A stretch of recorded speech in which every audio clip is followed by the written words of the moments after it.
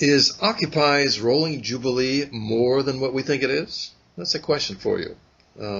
Perhaps it's actually a behavior transformation technology. Well, at least one Italian blogger thinks so. And today's program will be one in which I will use the Skype internet phone technology to reach today's guest at her home in Biella, Italy. I'll be introducing you to Paola De Vecchi Gabbiati, is that correct? Yes, correct. In just a moment. But I first want to provide you a bit about her background and why I wanted her on the show today.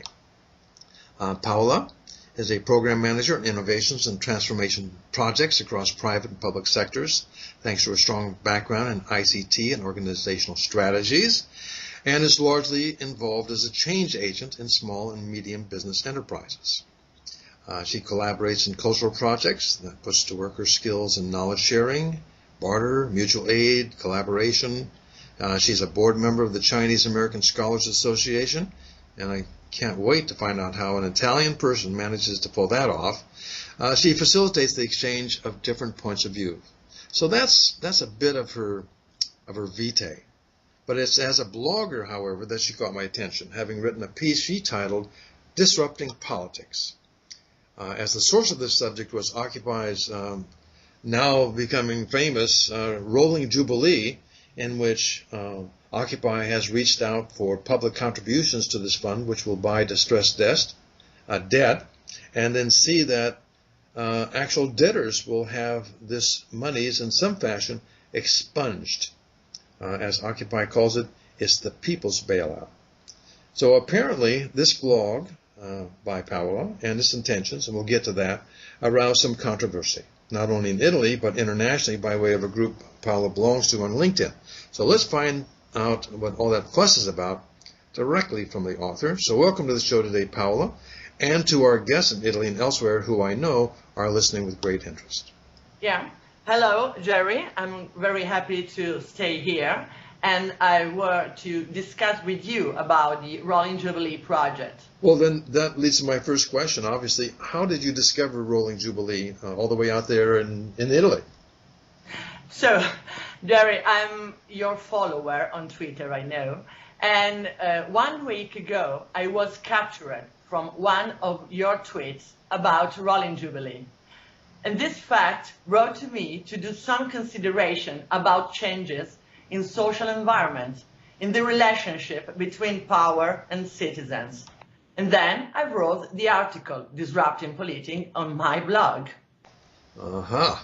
Well, I can understand how you can apply disrupting politics to the Occupy movement in general, but what application does it have to a person-by-person social media campaign which deals specifically with raising money to forgive debt? Yeah, so the sociology and anthropology aspects of my work are fascinating for me. And for this reason, 5 years ago, I started to study memetics, the science of cultural evolution. These new disciplines provide us with the tools very useful to understand the real problems. It draws new perspective, new models, which I find are necessary to address the current complexity. In Italy, unfortunately, memetics is almost unknown. But for instance, in USA, in UK and France, memetics is applied in real-life contexts. For example, in the organization of public and private companies, in education, and in business processes review. I choose to tell Rolling Jubilee on my blog because, in my opinion, it is a very big example of how technology enables the behavior transformation. This project suggests evolution in 2 directions at least. The first one is developing new organizational model. For instance, direct action and control, knowledge sharing, peer-to-peer collaboration. Second one is providing useful services to real communities. For instance, direct credit, direct election of leader, and so on. Well, not to be insulting by any stretch, because I would imagine that things that happen in America are of interest elsewhere, but why would Italians in particular be interested in this peculiarly American phenomenon? Well, in the mind of many Italians, United States are a model, and this for many reasons. In terms of democracy, for example, Italy have borrowed the American model to realize the primary elections. Parties start finally in Italy to select their premier candidate, asking directly the citizen opinions. The Italian party Movimento 5 Stelle, in English is 5 Stars Movement, does a very thorough use of social media and attracts young people in politics. Projects such as Rolling Jubilee are phenomena that can be disseminated and distributed very quickly thanks to existing technologies.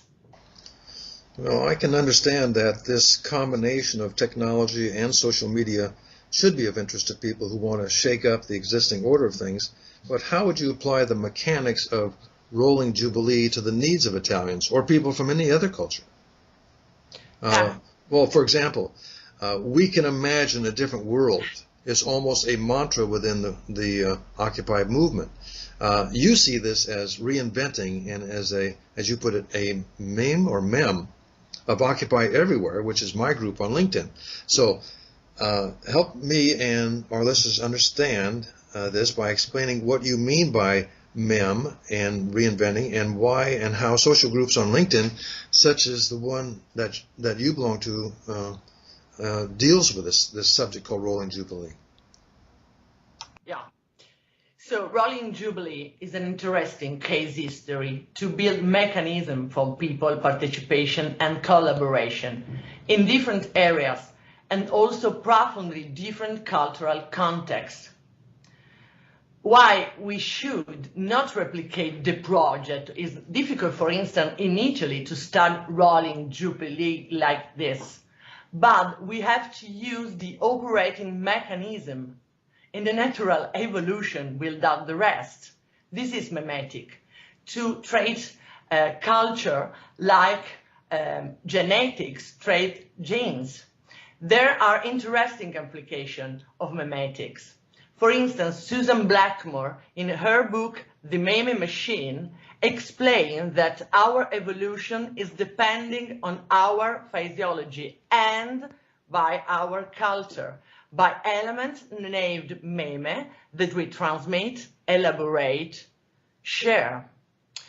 Another consideration that I wanted to share with you is that in many years of study on field, Elinor Ostrom showed that the management of the commons works well in small communities. We are closely linked to the territory. Trust, reciprocity, and sharing tie the people, who through the network can speed up and improve many operations, regain control of the information currently managed by intermediaries. For example, we can raise more money in the shortest time. We can create multiple libraries, track in-out movement, ensures transparency of data. This model could be used to raise a company, for instance, to purchase their debt and become direct shareholders. This event was already happening 10 years ago in Argentina. For instance, I have to present to you another project, Kickstarter project. Kickstarter is a platform where designers publish their products and documentation, and the users can become stakeholders of this project, paying their share to support this startup. Always Elinor Ostrom, with her understanding knowledge as a commons, help us to explore the need to create different relationships between data, rules, institutions, and leadership. And so finally, I think technology allows to increase detail and direct access to information, to improve the user experience in collaboration, e-commerce, mutual aid. This process can accustom us to think ourselves like a part of a collective intelligence. Well, speaking of intelligence, I noticed that your piece, Disrupting Politics, wasn't received all that well at your LinkedIn group, dealing with Canadians and Italians. I can't quite remember his name, but why is that, and what can you do about it? Okay, so in some group on Facebook and on LinkedIn, I posted this article, and the first reaction was, what's new in collaboration? What's new in microcredit or mutual aid? They exist from when the man exists.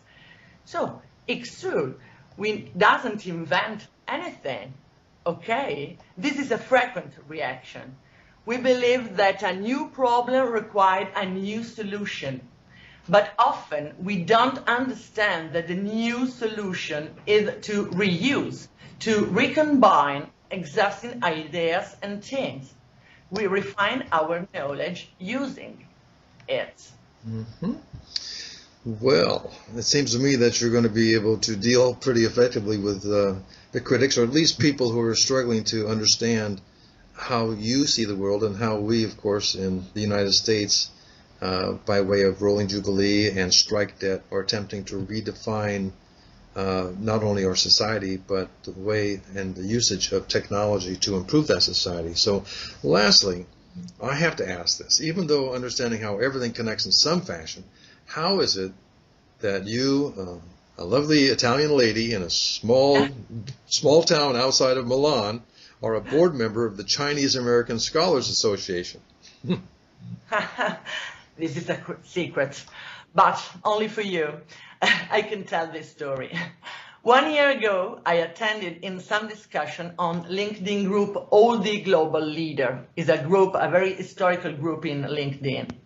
And the president of Chinese American Scholar Association, Mr. Donald Su, appreciated my contribution and invited me to attend at e-leader conference forum in Berlin in this year in June. Okay, I attended to this meeting with a speech on behavior and leadership, and it was very interesting for Donald. So Donald offered to me to become a part of this no-profit association, and of course I accepted with great pleasure. Well, thank you for the enlightenment. Very simple. Is maybe Italian are the ring of conjunction between American and Chinese. I don't know. Maybe. I think there's a conjunction between all peoples, and I appreciate your enlightenment on that part. And for this entire conversation, Paula, is there any last message, considering we have devoted 15 minutes to the facts that you're providing? Is there anything else you might want to share with our listeners? So, for my work, this kind of analysis are very important. We can use the behaviors that we have learned on the network, even in our workplace, in our school. The direct participation of each people in problem solving, let me say in family, in a company, in a country, is a desirable process. And thank you, Jerry, for the great opportunity. I want to point it out only a last thing about you and your 15-minute fact. 15-minute fact is not only a format for me, but is a content management system very inspiring. It connects people and behaviors. Thanks for attention. Well, thank you for the compliments. We appreciate that very much. 15 Minutes of Fact has attracted a large audience both within and outside of the Occupy movement, and obviously outside of our own borders. Now, for those of you who wish to know more about Paola De Vecchi Galbiati, you can find her, and maybe I better spell that, Paola, Paola, DeVecchi Galbiati.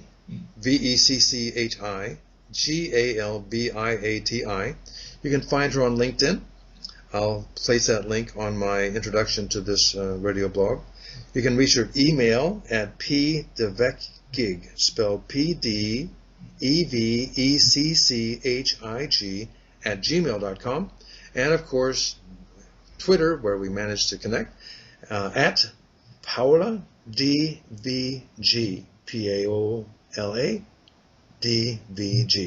Please follow me as well on Twitter as @WrittenOffUSA, and by my blogs for the Huffington Post, of course, at the Huffington Post. This is Jerry Ashton signing off for 15 Minutes of Fact.